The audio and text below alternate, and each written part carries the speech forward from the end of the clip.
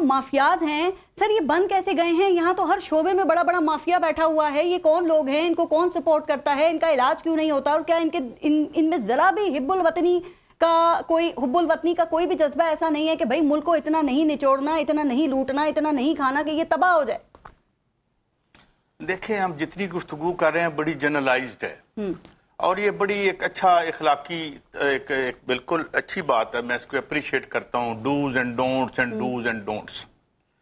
اس وقت جو ہم بات کر رہے ہیں ہم ایک کلینیکل انالیسس چاہتے ہیں اپنی اس ریاست کا جو دنیا میں ایک مذاق بن گئی ہے. ہم دنیا کی نیچے کی 4 بدترین ریاستوں میں سے ایک ریاست ہے معاشی اعتبار سے. تو اب یہ تو نہیں ہوگا کہ نیک ہو جاؤ ٹیکسٹ بک مارلز. ہمیں جب ہم یہ کہتے ہیں کہ ہمیں یہ کرنا چاہیے تو ہمیں کون ہے؟ ہمیں قتل نہیں کرنا چاہیے جی. تو ہم پوچھیں گے یار قتل کس نے کیا؟ یہ ہمیں کیا ہوتا ہے بھائی؟ یہاں پہ ہمیں بات کرنی پڑے گی کہ اچھا پیچھے نہیں جاتے. 1994 کے معاہدے نکال لیں جب ہیزل اولیری آئی تھی وہ پڑھیں اور اپنا سر پیٹنا شروع کر دیں. جب میں نے پڑھے تھے آج سے 10 سال پہلے ان کی تفسیر تو اس دن پتا چل گیا تھا کہ یہ ڈالر ہمیں جوتے مارے گا اور جمہوریت نے ہم سے کیا خوفناک انتقام لیا ہے اس ملک سے. میں اس کو آئرانیکلی کہہ رہا ہوں، جمہوریت کے میں خلاف نہیں ہوں. پھر 2002 4 اور اس کے بعد کی آپ کی جو یہ پالیسیز تھی کبھی آپ نے وہ معاہدے پڑھے ہیں؟ میں آپ کو تفصیل دے دیتا ہوں کہ آج ڈالر برباد ایک مین وجہ اور وجوہات بھی ہیں وہ بعد میں کہوں گا کہ جناب آپ نے یہاں پہ کی سرمایہ کاری آئی پی پیز لگا دیے، بینک سے آپ نے پیسے لے لیے جی. وہ بینک کے پیسے پاکستان کے عوام نے ان کی سروسنگ کرنی ہے، وہ انٹرسٹ دینا ہے.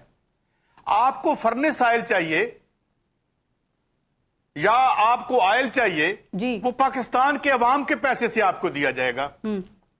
آپ کا جو ریٹ آف ریٹرن جو پروفٹ ہوگا اس وقت وہ 18 سے 22% تھا، آپ 56% پر اور 70% پر بھی لیا گیا. And on the top of it کہ اگر آپ کا کارخانہ بند ہو جاتا ہے تو آپ فکر نہ کریں. اگر اس کی 100 کارڈ کیپیسٹی 100 روپے کی ہے آپ کو 100 روپے ملیں گے. یعنی ان بلڈ تھا کہ اس کارخانے میں اگر بجلی نہ بنے تو کارخانے والے کو زیادہ منافع ہونا تھا. جی. سارے کام چھوڑ دیں، ہم تم چھوڑیں. 94 سے لے کے یہ ہب والا اور یہ سارے معاہدے نکالیں اور یہ جو آخری آپ نے کیا ہے یہ بھی نکالیں اور پوچھیں یہ کس کس نے کیا ہے. تو یہ معاہدے غلط ہوئے ہیں؟ ارے اس بل میں آدھے سے زیادہ میں اور آپ کک بیک کی جو ہے وہ کس دیتے ہیں؟ کھول کے دکھائیں. اور اب تو ڈالر میں پیمنٹ ہوں گی. اسٹاپ دس جنرلائز ڈسکشن کیونکہ اب آپ کے پاس ٹائم نہیں ہے، اب اس ملک کے پاس ٹائم نہیں ہے. اب ڈنڈا بھی کچھ کرے گا یا نہیں کرے گا یہ اللہ ہی بہتر جانتا ہے. اور یہ کس نے کیا؟ اچھا پھر مجھے بتائیں، میں ایک اور سوال پوچھتا ہوں. ایک ملک، ایک اکنامک کنڈیشن اور ایک کلاس جس کے ہر دارالخلافے میں جو ہیں وہ اربوں ڈالر کے جو ہیں یا خربوں کم از کم ملینز کے گھر ہیں.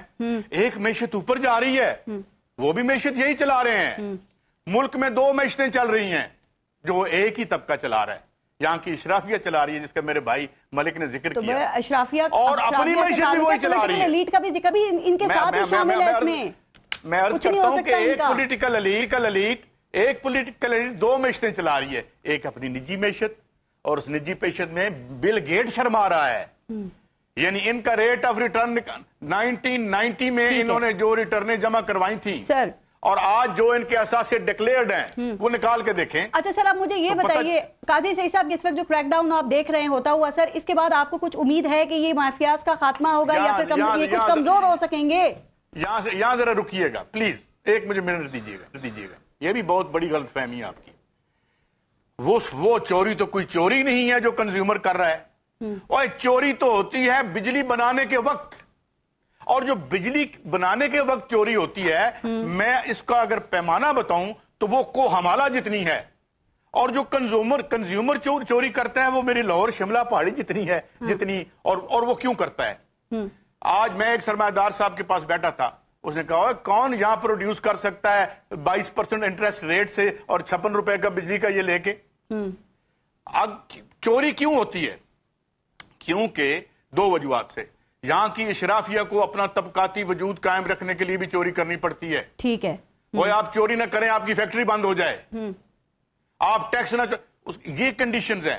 اور میں بھی ایک اور آپ کو بات بتا دوں، یہ ادھر میں بات بڑھ کے کر رہا ہوں، یہ میری ذاتی سمجھ لیں، کچھ اور سمجھ لیں، نظریاتی سمجھ لیں.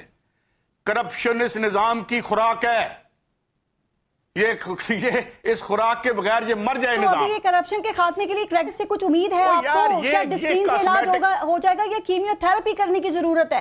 یہ ٹنکرنگ کرتے رہیں آپ، یہ چھوٹی موٹی جو اپنا کاسمیٹک کر لیں، وہ اینٹی بایوٹک دینے سے مرض کچھ وقت کے لیے ہو جاتا ہے نا سر. ٹھیک، کر لیں آپ. مطلب اگر آپ یہ سمجھتے ہیں کہ یہ پرماننٹ، اس کا پرماننٹ حل کیا ہے؟ میں جب 2012 اور 2011 میں بات کرتا تھا اور مجھے ایک چینل کے مالک نے آ کے مجھے کہا کہ یہ آپ کیا راٹن بات کر رہے ہیں، میں نے کہا راٹن بات کبھی آپ کے منہ سے نکلے گی، یہ راٹن بات میں نہیں کر رہا، کہ وہ کر رہے ہیں جو مجھے راٹن کہہ رہے ہیں. چلیں، میں نے کہا یہ آپ کو IPPs اٹھانے پڑیں گے. یہ IPPs کا جواب جو ہے نا، میں چاہ رہی ہوں زیادہ زمان صاحب سے جب میں سوال کروں تو وہ آپ کی اس بات کا جواب دیں. میں خبر دے رہا ہوں، پاکستان کی ریاست تو ویلنگ نہیں ہے انٹرنیشنل کورٹ میں جانے کے لیے، مگر ڈاکٹر اکرام الحق میرے پروگرام میں تھے. بہت سے لوگ، امریکہ میں قانون ہے کہ اگر کسی فرم نے ایسے معاہدے کیے ہیں جو کسی ملک کے مفادات کے خلاف ہیں، ڈیفراڈ کی ہے آپ نے، مس انفارم کیا ہے، تو یہ کیس تیار ہو رہا ہے امریکہ میں ان IPPs کے خلاف. اور میں آپ کو بتا دوں، میں نے عمران خان کو بھی کہا تھا 2014 میں نے کہا خان صاحب ان IPPs کو آپ نے نہ اٹھایا تو آپ کا اشر بھی وہی ہوگا جو باقیوں کا ہوا تھا. ہاں تو سامنے ہی ہے. پھر قیام پاکستان سے چینی کی قیمت کا مسئلہ چلا آ رہا ہے، یہ حل کیوں نہیں ہو رہا؟ ہم نے سنا ایوب خان کی حکومت بھی چینی کی قیمت کے مسئلے پہ چلی گئی، پھر جنرل ضیاء، جنرل مشرف، پیپلز پارٹی، نون لیگ اور پاکستان تحریک انصاف کے دور میں بھی چینی اور گندم کا بحران رہا. یہ ایٹم بام بنا لیا ہم نے، یہ ملز کو ریگولیٹ کیوں نہیں کر سکے ہم؟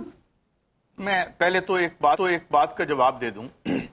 آپ اس طرح کریں، کسی پارٹی پہ میں نے الزام نہیں لگایا.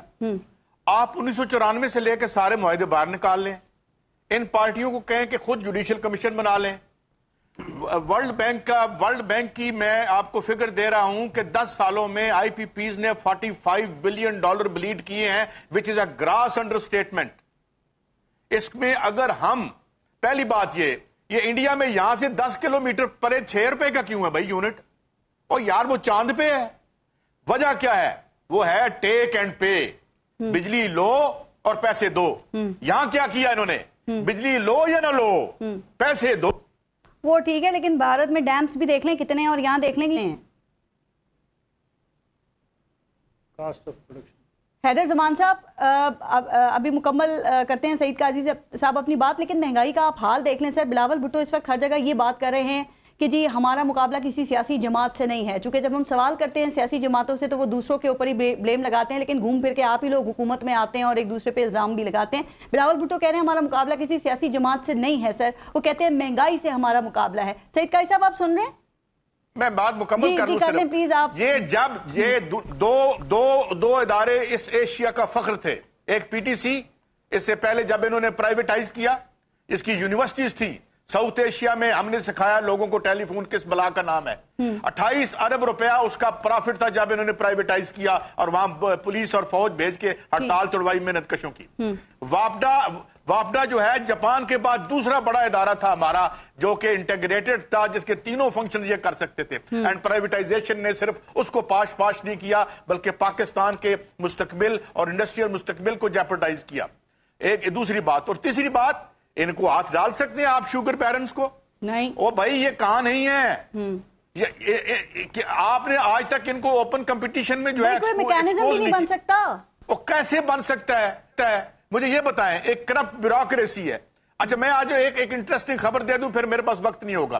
شمشاد احمد جو آپ کے سیکٹری خارجہ تھے اور جو تھے اپنا کوریا میں سفیر تھے، ان کا میں کل انٹرویو سن رہا تھا. انہوں نے بتایا کہ ڈائیوو کا جو چیئرمین تھا جس نے لیبیا اور پاکستان میں یہ سڑکیں بنائی تھی، وہ کک بیک دینے کے الزام میں جیل کاٹی ہے اس نے.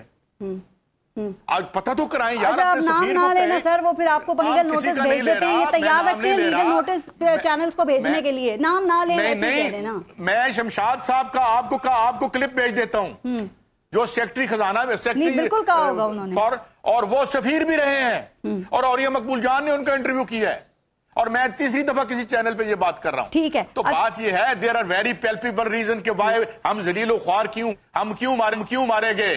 سعید قاضی صاحب آپ کے علم میں یہ بات چینی کی قیمت میں 1 روپے اضافے سے ملز مالکان کو 1 ارب روپے کا اضافہ ہوتا ہے. چیئرمین پاکستان تحریک انصاف کے دور حکومت میں یہ جو مل مالکان ہیں انہوں نے 400 ارب روپے کمائے تھے. اس وقت چینی 80 روپے کی تھی, آج 170 یا 180 کی ہے. تو آپ سوچ لیں, دیکھ لیں کہ انہوں نے کتنا مال بنایا ہوگا. فرق ان کو کوئی نہیں پڑتا, نہ روک سکتا. یہ پی ٹی آئی میں 3 جو انہوں نے انکوائریز کرائی تھی, جرت نہیں, مجال نہیں تھی خان صاحب کی کہ ان کے خلاف جو ہے کام کر سکیں. یعنی وہ جو خدا بخش, کیا نام ہے ان کا, ابو بکر خدا بخش نے رپورٹ دی تھی کہ اوگرا بند کر دیں, یہ ساری ریگولیٹری ادارے بند کریں. سر مجھے آخر میں یہ بتائیے مہنگائی کا نتیجہ کیا نکلتے دیکھ رہے ہیں, یہ کسی سیاسی قیادت کے بغیر ہی عوام سے جائے گی؟ میں آپ کو ایک بات بتا دوں کہ اگلے 2-3 بل بڑے خطرناک ہیں.